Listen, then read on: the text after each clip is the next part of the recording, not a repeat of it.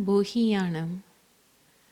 आप्तज्ञानी निर्ग्रंथ सतगुरुदेव आगम वाणी को भाव वंदन। सृष्टि के समस्त षट जीवनिकाय से प्रत्यक्ष अप्रत्यक्ष मिल रहे सहयोग के लिए आभार। जय हो। ये जीवन जीते हुए हम बहुत सारे व्यक्तियों के, सिचुएशंस के, हमारे आसपास की सृष्टि के समस्त क्षयकाय जीवों का, और कई बार हम नॉन लिविंग, जिसको हम कहते हैं पुद्गल है, अजीव है, हम ऐसे सामानों का भी, वस्तुओं का भी उपयोग करते हुए अपना जीवन जीते हैं।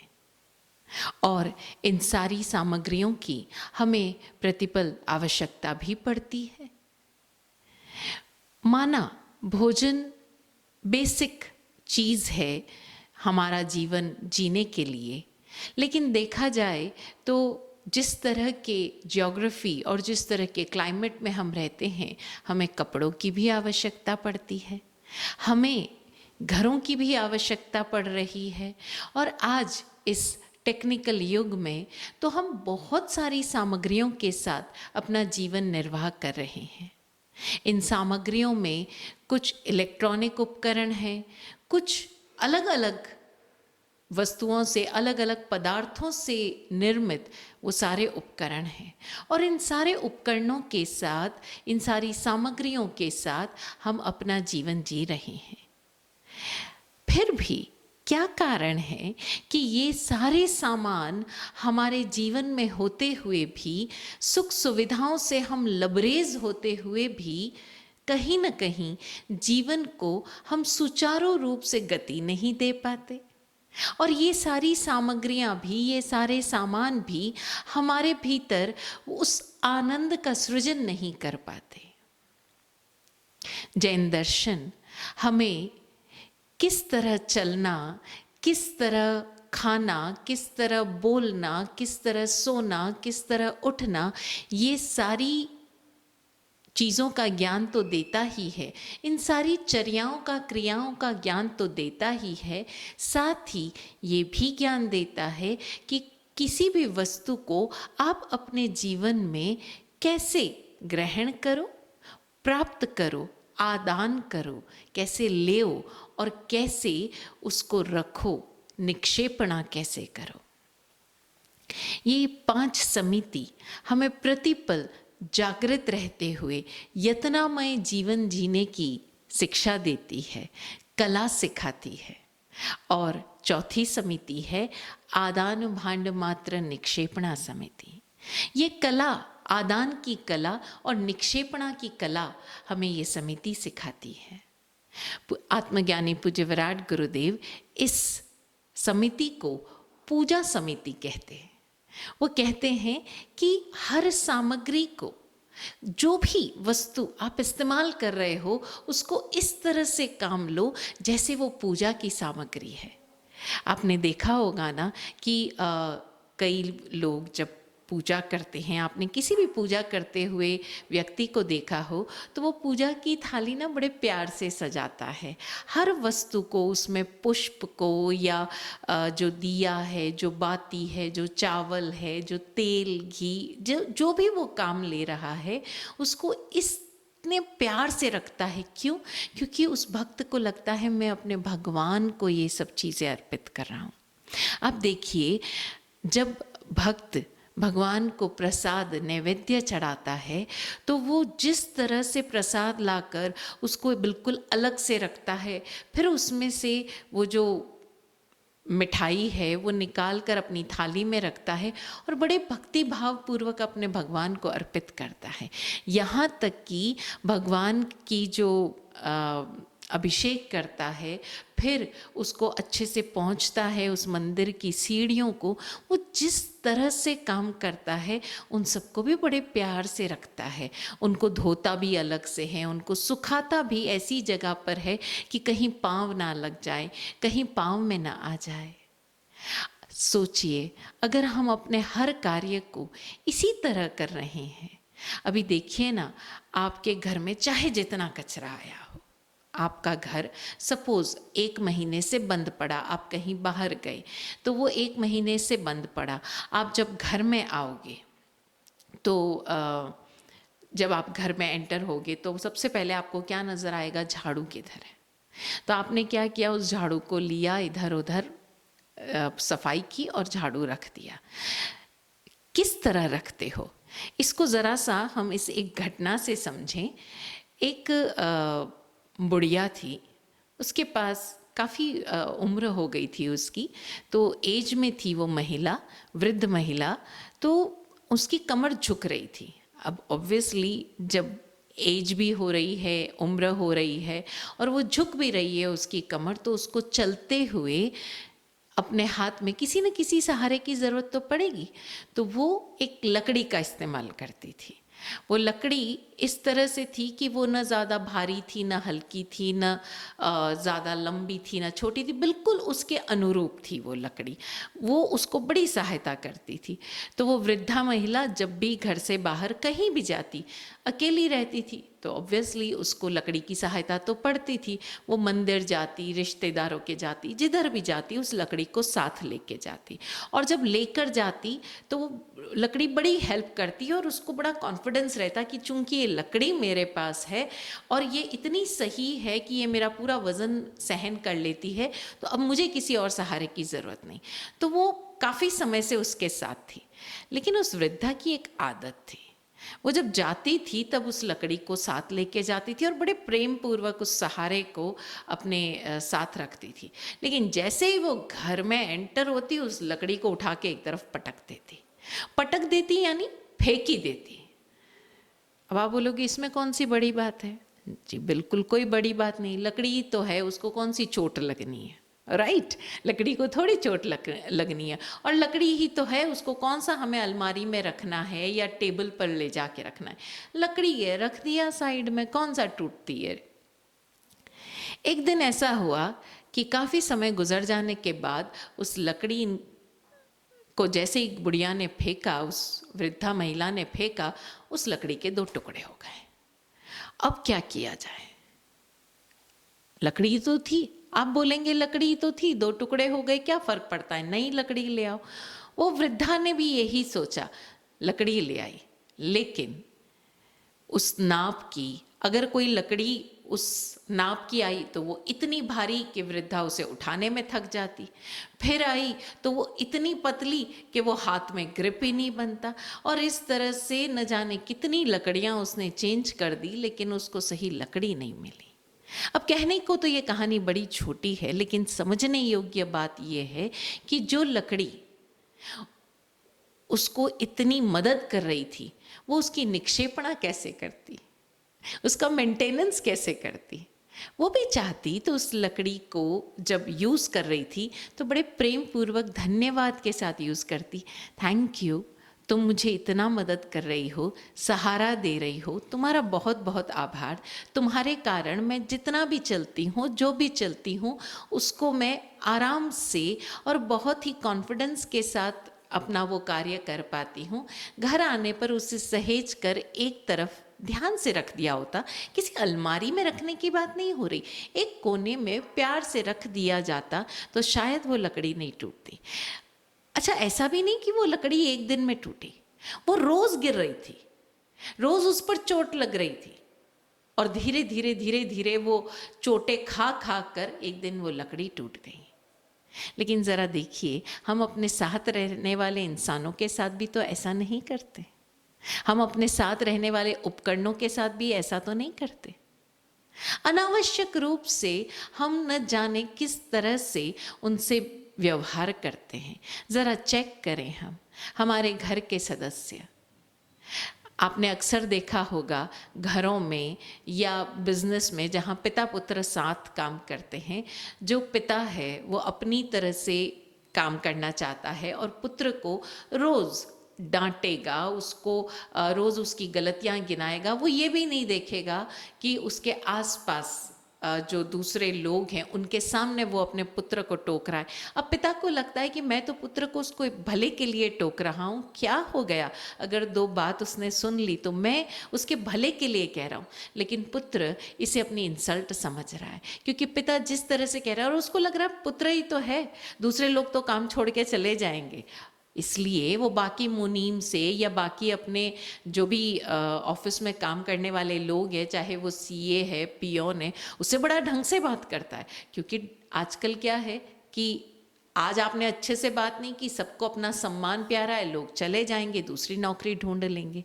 तो हुआ क्या कि हमने पुत्र से किस तरह बात की और बाकी सबसे किस तरह बात की।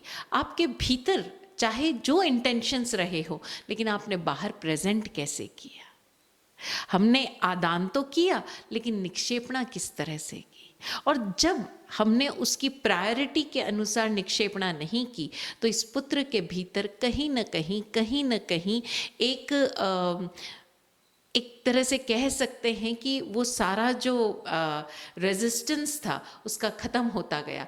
उसको समझ में आ रहा था कि पिता मेरे साथ अच्छा व्यवहार कर रहे हैं, मुझे सिखाना चाहते हैं, लेकिन कहीं ना कहीं बुरा भी लग रहा था कि वो देखते ही नहीं है।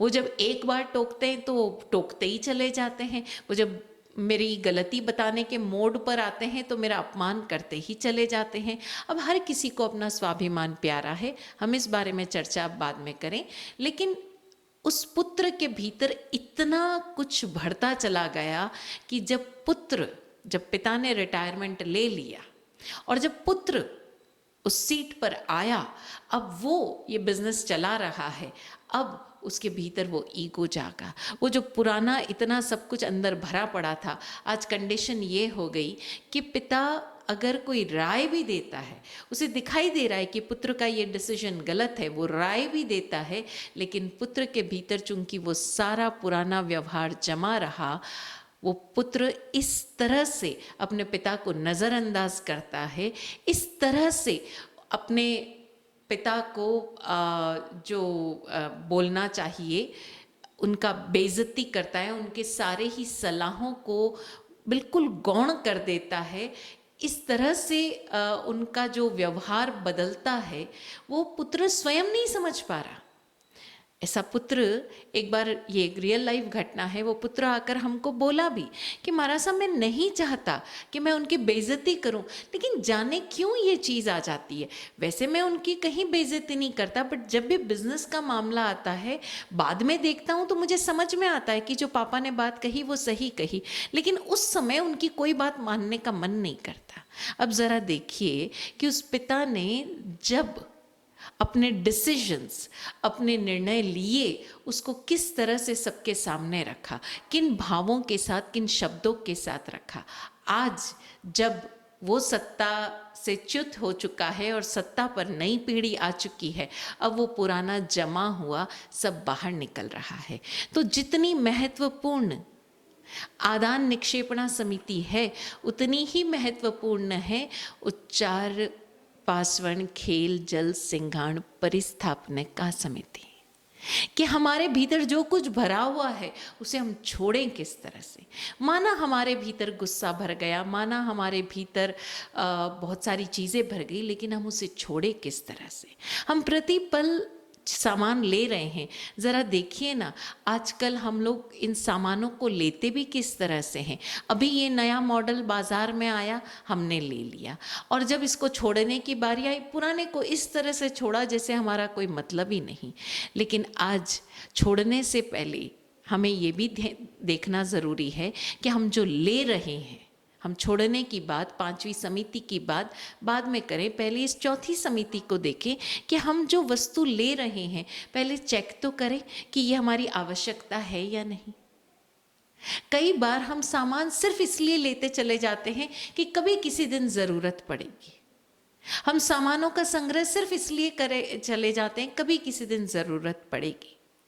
जैसे कल हमने आपको एक होमवर्क दिया कि ज़रा अपने घर के आसपास सामानों में देखें, अभी दिवाली आने वाली है, सफाई करने वाले हो, है ना, तो ज़रा चेक करना कि ये जो सामान आपने लिए थे, इतनी तरह के इलेक्ट्रॉनिक आइटम्स या इतनी तरह के घर में काम आने वाले जो सामान है, ये जब हमने लिया था वो क्यों लिया था? आपको ध्यान आएगा कि आपने इसलिए लिया था कि कभी ज़रूरत पड़ सकती है, और अभी तक भी वो सामान भरे पड़े हैं। 18-18 साल हो गए, 10-10 साल हो गए, 15 साल हो गए कि वो सामान आपके घर में पड़े हैं और आप उसका इस्तेमाल नहीं कर रहे हो। किस लिए? कि कभी ज़रूरत पड़ेगी तो इस्तेमाल करोगे।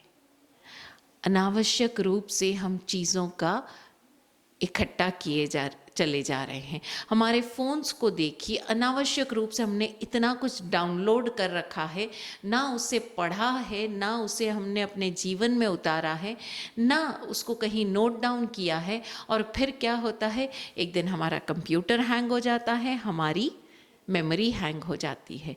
तो ज़रा चेक करो, और चेक करने के लिए एक बड़ा प्यारा शब्द आता है जैन दर्शन में, प्रतिलेखना। प्रतिलेखना, आप देखो गृहस्थी भी प्रतिलेखना करते हैं, और रोज़ाना तो कुछ सामानों की रोज़ाना की जाती है, कुछ सामानों की होली दिवाली प्रतिलेखना की जाती है। लेकिन प्रतिलेखना के नाम पर हम क्या करते हैं, सामान निकालते हैं, उसे झाड़ते पहुँचते हैं और वापस अंदर रख लेते हैं। हम ये चेक नहीं करते कि इन सामानों में क्या आवश्यक है, उनकी क्या प्रायोरिटी है, और क्या हमें छोड़ने योग्य है। इसी तरह हम जब प्रायोरिटी की बात करें तो हम ज़रा देखें कि हम अपने जीवन में व्यक्तियों को क्या प्रायोरिटी देते हैं। कुछ लोग ऐसे होते हैं जो हमारे जीवन में आते हैं, हम कुछ कुछ लोगों को अपने जीवन में इतनी प्रायोरिटी दे देते हैं कि बाकी के सारे लोगों को हम भूल जाते हैं। यहाँ तक कि हम अपने मित्रों के आगे अपने माता पिता तक को भूल जाते हैं। या कुछ लोग अपने माता पिता से इतने अटैच होते हैं कि माता पिता के सामने अपनी पत्नी को सम्मान देना भूल जाते हैं। कुछ अपनी पत्नी से इतना ज़्यादा अटैच हो जाते हैं कि वो माता पिता या मित्रों को यथा योग्य अटेंशन, यथा योग्य वक्त देना भूल जाते हैं। तो ज़रा हम चेक करें कि हम किस व्यक्ति को अपने जीवन में कितना स्थान देते हैं। कुछ लोग अपने बिजनेस को अपने जीवन में इतना ज़्यादा स्थान देते हैं कि घर आने पर भी उनके दिमाग में, उनके फ़ोन पर, उनके सिस्टम पर वो बिज़नेस चालू है, और उस बिज़नेस के चलते, उस बिज़नेस वाले लोगों के चलते वो अपने घर के व्यक्तियों को सम्मान नहीं दे पाते। और फिर धीरे धीरे जब तक वो अपनी रिटायरमेंट एज तक पहुंचते हैं, उनके घर के अन्य सदस्य अपना जो ध्यान है, अपना जो अटेंशन है, वो कहीं और लगा चुके होते हैं। और फिर उस व्यक्ति को ये शिकायत आती है कि जीवन भर मैंने तुम्हें सुख सुविधाएं दी, जीवन भर मैंने तुम्हारे लिए सुख सुविधाएं जुटाने के लिए अपना पूरा समय अपने बिजनेस को दिया, और जब मैं आज वो सुख सुविधाएं जुटा चुका हूँ, वो लग्जरी तुम्हें इतनी मैं दे चुका हूँ, आज तुम्हें मेरे लिए भी वो सम्मान नहीं, तुम्हें मेरे लिए वक्त ही नहीं। तो ज़रा नोट करें कि हमने अपने जीवन में किसको कितनी प्रायोरिटी दी थी। एक घर के सदस्य आपकी उस पूरी मेहनत को जानते हैं, लेकिन जब आप घर पे बैठे हैं, भोजन कर रहे हैं, तो पूरी तरह से भोजन कीजिए ना। भोजन करते हुए आपकी पत्नी पास बैठी है, आपका बच्चा पास बैठा है, ज़रा अपने पत्नी और अपने बच्चे को वो यथा योग्य अटेंशन दीजिए। इसका अर्थ ये नहीं है कि आप वहाँ बिजनेस कर रहे हैं, वहाँ पर भी ये ध्यान रखो कि बच्चा कहाँ गया, उसने खाना खाया या नहीं, या उसने वो किया या नहीं। आज कई महिलाएं इस तरह से शिकायत भी करती है, डाउट में भी रहती है कि महाराज साहब, जब हम बिजनेस पर जाते हैं, जब हम अपने काम पर जाते हैं, तो मन में गिल्ट बना रहता है कि पति ने भोजन किया होगा कि नहीं किया होगा, या बच्चे ने भोजन किया होगा कि नहीं किया होगा। तब हम अक्सर उन महिलाओं से एक सवाल पूछते हैं कि भैया, तुम शादी नहीं करके आए थे, उससे पहले भी तो तुम्हारा पति भोजन कर रहा था ना, तुम्हारी उस जो पति है उसकी माँ उसको भोजन करवा रही थी ना। लेकिन हमने उस व्यक्ति को अपने जीवन में स्थान दिया, लेकिन इतना अधिक अटेंशन दे दिया कि उस व्यक्ति वो खुद कसमसाने लगता है। तो ज़रा हम चेक करें कि हम किस व्यक्ति को अपने जीवन में कितना स्थान दे रहे हैं, उसके साथ हमारा व्यवहार कैसा है, हम कितना अटेंशन दे रहे हैं। जब जहाँ हैं, क्या उस व्यक्ति को हम यथा योग्य सम्मान दे रहे हैं। जैसे कोई व्यक्ति आपके घर में आता है, आप उसे ड्राइंग रूम में बिठाते हैं। कुछ व्यक्ति ऐसे होते हैं जिनके साथ आप भोजन शेयर करते हैं तो उनको अपने डाइनिंग रूम तक ले जाते हैं, और कुछ व्यक्ति ऐसे हैं जिनको आप घर में कहीं तक भी जाने की छूट है, वो कहीं भी जा सकते हैं, कैसे भी रह सकते हैं। लेकिन ज़रा हम ध्यान दें कि कहीं किसी व्यक्ति को हम इतना अनावश्यक रूप से अपनी ज़िंदगी में एंट्री तो नहीं दे रहे हैं कि उसके कारण हमारे अन्य रिश्तों पर प्रभाव पड़ रहा है। और इसमें एक व्यक्ति तो नहीं, लेकिन एक उपकरण बड़ा महत्वपूर्ण है, और वो है हमारे मोबाइल फोन्स। आप देखिए, आजकल महिलाएं भी स्थानकों में जाती है, मोबाइल लेकर जा रही है। बुजुर्ग महिलाएं हैं, कोई बिजनेस नहीं कर रही है, कोई उनका ऐसा कार्य नहीं है कि 1 घंटा या 2 घंटा जब तक वो प्रवचन या सामायिक कर रही हैं वो उसको काम लेने वाली है। सबसे बड़ी चीज़, उन्होंने आदान तो कर लिया मोबाइल का, निक्षेपणा उनको समझ ही नहीं आई, उन्हें समझ ही नहीं आ रहा। और सिर्फ उनको नहीं, हम सबको, कि हम किसी ऐसी जगह जाएं तो मोबाइल साइलेंट पे करें। आप देखिए, गुरु भगवंत अक्सर आपको कहते, कई स्थानकों में तो आपको लिखा होता है कि गुरु भगवंतों के दर्शन करने जाएं तो मोबाइल यहीं छोड़ कर जाएं। अब मोबाइल में जीव अजीव की बात तो रहने दे, सबसे बड़ी चीज़ है कि वो मोबाइल सचित्त है, आपके प्राण बसते हैं उसमें, आपका सारा काम उससे चलता है। एक व्यक्ति से ज़्यादा अहमियत रखता है वो मोबाइल। अब अगर वो मोबाइल लेकर आप मंदिर के भीतर जाएंगे, आप गुरु भगवंतों के समक्ष जाएंगे, तो क्या उनके औरा में आप जो कुछ ग्रहण करेंगे या जो कुछ छोड़ने योग्य है वो आप छोड़ पाएंगे? नहीं। इसीलिए आपको निर्देश दिया गया कि भैया मोबाइल को बाहर छोड़ कर जाओ, या आप किसी मीटिंग में जा रहे हो उसे साइलेंट पर रखो। तो जितनी आवश्यक आदान कैसे करना ये जानना ज़रूरी है, उतना ही आवश्यक ये है कि निक्षेपणा कैसे की जाए। हम अपने बच्चों को सुख सुविधाएं देना चाहते हैं। आजकल बच्चों को आवश्यकता नहीं है, लेकिन सिर्फ उनकी अपेक्षाओं और इच्छाओं को पूरा करने के लिए माता पिता उन्हें सामान दिए जा रहे हैं, बिना ये जाने कि उसकी आवश्यकता है या नहीं। एक बच्चे को आज के इस कोविड पीरियड में इलेक्ट्रॉनिक्स यानी कि लैपटॉप की आवश्यकता है या फ़ोन की आवश्यकता है। अब बच्चे को सारे ब्रांड्स दिख रहे हैं क्योंकि वो गूगल पर सर्च कर रहा है। अब उसे एप्पल का लैपटॉप चाहिए, उसे फला फला कंपनी का मोबाइल चाहिए, उसमें ये गैजेट चाहिए, उसमें ये ऐप होना चाहिए, उसमें ये सारे जो भी कहते हैं सारी मैं नाम भूल रही हूँ, उसमें वो सारी प्रॉपर्टीज़ होनी चाहिए। लेकिन माता पिता ज़रा ये चेक तो करें कि क्या इतने सारे प्रॉपर्टीज़ वाले उस मोबाइल या उस लैपटॉप की उस बच्चे को इस उम्र में आवश्यकता है। उसका काम मात्र इस एक सॉफ्टवेयर के साथ अपनी क्लास अटेंड करना है, उसको बाकी सारी चीज़ों की क्यों आवश्यकता है? आज उसे एक ईयरफोन्स की आवश्यकता है, क्यों ज़रूरी है कि उसको ये सारी चीज़ें आपको दी जाए?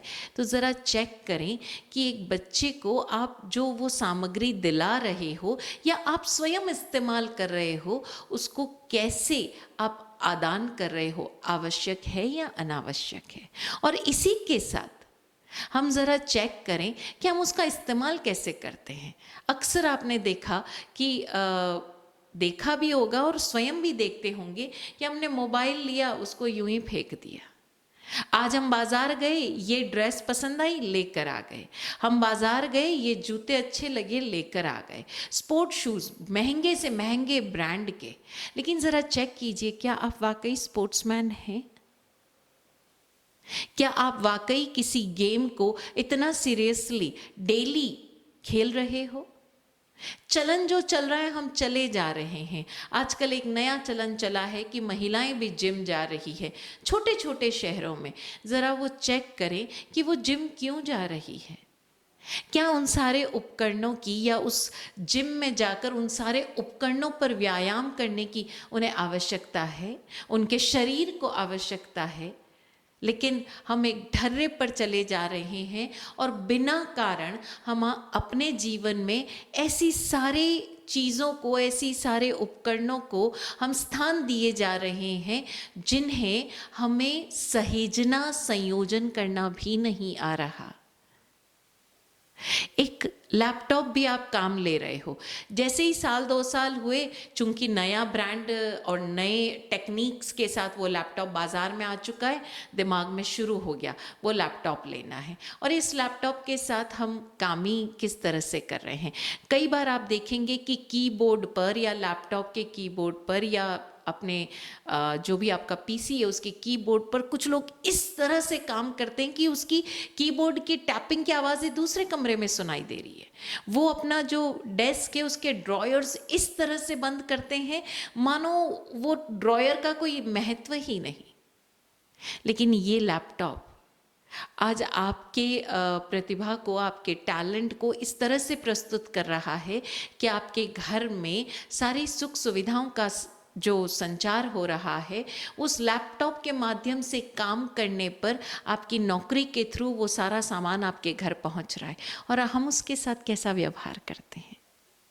एक गाड़ी जो आपके गंतव्य तक आपको रोजाना पहुंचा रही है, आप देखिए कुछ लोग अपनी गाड़ी को कितना प्रेम पूर्वक साफ करते हैं। हम झाड़ू निकाल कर उस झाड़ू को कैसे फेंक देते हैं। अरे जो आपकी गंदगी करने में गंदगी को साफ करने में आपकी सहायता कर रहे हैं, उस उपकरण को आप कैसे रख रहे हो।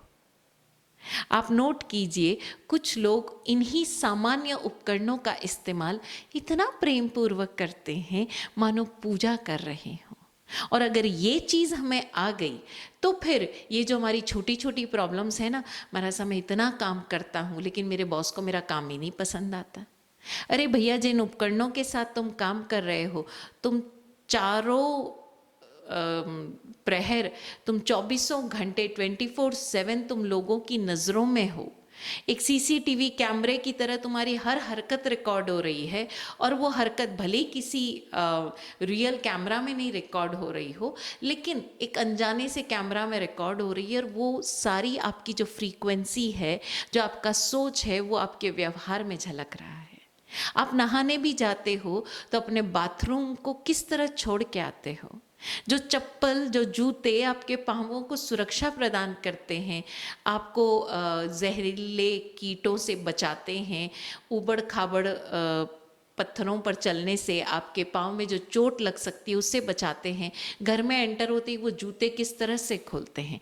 ये सब आपके पूरे अंतर को, आपकी पूरी पर्सनालिटी को शेप आउट करते हैं। तो विराट गुरुदेव कहते हैं कि आप हर सामग्री को इस तरह से इस्तेमाल करो जैसे पूजा कर रहे हो। कपड़े भी धो रहे हो तो इस तरह से धो जैसे वो पूजा के कपड़े हो। जूते पहन कर आए उसको इस तरह से खोलो, प्रेम पूर्वक खोलो। बाथरूम भी इस्तेमाल कर रहे हो तो इस तरह से इस्तेमाल करो कि वापस कोई दूसरा अंदर जाए तो उसे समझ में आए। ये सारी चीज़ों का आदान किस तरह करना और निक्षेपण किस तरह करना, ये हमारे जीवन को एक अलग ही गति की ओर, जो मैं ये नहीं कहूँगी अलग गति की ओर, मैं कहना चाहूँगी कि जिस दिशा में हम गति करना चाह रहे हैं उस गति को कितना एक्सेलरेट करेगा, कितना स्पीड अप करेगा। आप अपने लैपटॉप से भी अगर प्रेम पूर्वक काम कर रहे हैं, आपके प्राण धारा उसमें सहज प्रवाहित हो रही है, तो देखिए ज़रा, खराब लैपटॉप तक चल उठेगा। और ऐसा हुआ, हम वाशी में थे और एक भाई आया और उसने आकर कहा, मिडिल क्लास फैमिली से रिलेटेड था वो भाई, और उसने आकर कहा, महाराज साहब आज तो दिन बहुत ही बेकार गुजरा है। हमने कहा हाँ, ऐसा लग तो रहा है आपका चेहरा देखकर, 1 हफ्ता हो गया आप आए ही नहीं। बोले क्या करूँ महाराज साहब, मेरा सारा काम जो है वो मेरे लैपटॉप से चल रहा है और मेरा लैपटॉप ख़राब हो गया है और अभी मैं इस स्थिति में नहीं हूँ कि मैं नया लैपटॉप खरीदूँ, लेकिन ये ख़राब हो गया तो मैं काम कैसे करूँ। तो पूज्य गुरुवर्या श्री जी ने उसकी ये बात सुनी और उसे बड़े प्रेम से समझाया कि भाई ऐसा करो, वो लैपटॉप तुम्हारा बड़ा सहयोगी है, तो उसे प्रेम पूर्वक आज जाकर उसे धन्यवाद देना और उसे कहना भाई तूने मेरा बड़ा साथ दिया है, एक हितैषी की तरह, एक सहयोगी की तरह, एक मित्र की तरह। मैं तुझे ये एक धन्यवाद देते हुए ये भावना भाता हूँ कि तू इसी तरह मेरा साथ देता रहे। आदमी को बड़ा अजीब लगा, आपको भी अजीब लग रहा होगा कि लैपटॉप से इस तरह बात करना, लेकिन हाँ, वाकई उस व्यक्ति ने घर जाकर बात की और वो लैपटॉप चल निकला और बड़े आराम से चलता रहा। और ये केवल उस भाई की नहीं, हम सब की रोज़ाना का एक्सपीरियंस है कि चाहे फ़ोन हो, चाहे कोई भी उपकरण हो, चाहे गाड़ी हो, ज़रा प्यार से उसे बोल कर देखिएगा, चल जाना राजा, धन्यवाद तू मेरा इतना साथ दे रहा है। आप यकीन नहीं मानेंगे, ये मेरा व्यक्तिगत एक्सपीरियंस है कि कई बार ऐसे ऐसे सॉफ्टवेयर जिसमें एरर आ गया है और आज मुझे उस पर काम करना है, वो बिल्कुल एरर आ चुका है और भावपूर्वक जब हम उसे धन्यवाद देते हुए उससे रिक्वेस्ट करते हैं कि राजा चल जाना, मुझे तेरी ज़रूरत है, वो वापस सॉफ्टवेयर काम करना शुरू कर देता है, वो ख़राब लैपटॉप काम करना शुरू कर देता है। और ये चरम मंगल से जुड़े हुए शायद बहुत सारे लोगों का एक्सपीरियंस रहा होगा। तो हम इस चौथी समिति को समझें कि आवश्यक को ग्रहण करना, कैसे ग्रहण करना, कैसे अपने जीवन में स्थान देना, कैसे उसे मेंटेन करना, फिर चाहे वो रिश्ता हो, कोई उपकरण हो, कोई सामग्री हो, कोई ऐसी सामग्री, कोई ऐसा उपकरण हो जो जीवन भर साथ चलना है, कोई ऐसा व्यक्ति हो जो जीवन भर साथ चलना है, या कुछ ऐसे लोग हों जिन्हें बस अभी का ही काम है, थोड़ी ही देर का काम है, या कुछ ऐसे उपकरण हो जिनका कार्य मात्र कुछ समय तक का है, लेकिन हम उनके साथ व्यवहार कैसा करते हैं, ये हमें चौथी समिति सिखाती है।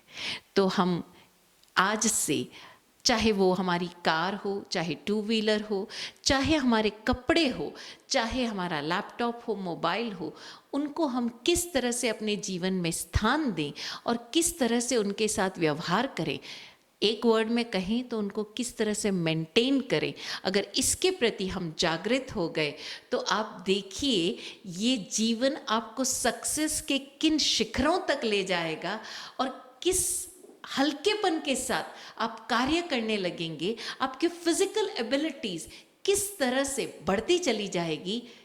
It is really an experience जो आपको लेना होगा, स्वयं ही एक्सपेरिमेंट करें और एक्सपीरियंस लें। ओम शांति।